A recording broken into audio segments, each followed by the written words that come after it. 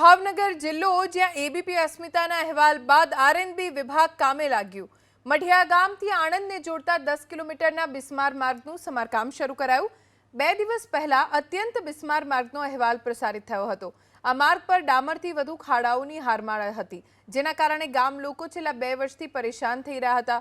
ABP અસ્મિતાના અહેવાલ બાદ બીજા જ દિવસે વૈકલ્પિક વ્યવસ્થાના ભાગરૂપે આ રોડ પરના તમામ ખાડા બુરીને રોડ રિપેરિંગનું કામ શરૂ થયું। અધિકારીએ એવી પણ બાંહેધરી આપી છે કે આ મોન્સૂન પૂર્ણ થયા બાદ નવો રોડ બનાવવામાં તાત્કાલિક કામગીરી કરવામાં આવશે। સુરતનો પાલ વિસ્તાર, જ્યાં ભૂલકા વિહાર સ્કૂલમાં પોપડા પડવા લાગ્યા। સ્કૂલ છૂટવાના સમયે છત પરથી પોપડા પડતા એક વિદ્યાર્થીની ઇજાગ્રસ્ત થઈ। ધોરણ 9માં અભ્યાસ કરતી વિદ્યાર્થીનીના પગના ભાગે ઇજા પહોંચી છે, તેને સારવાર માટે તાત્કાલિક હોસ્પિટલ લઈ જવાઈ।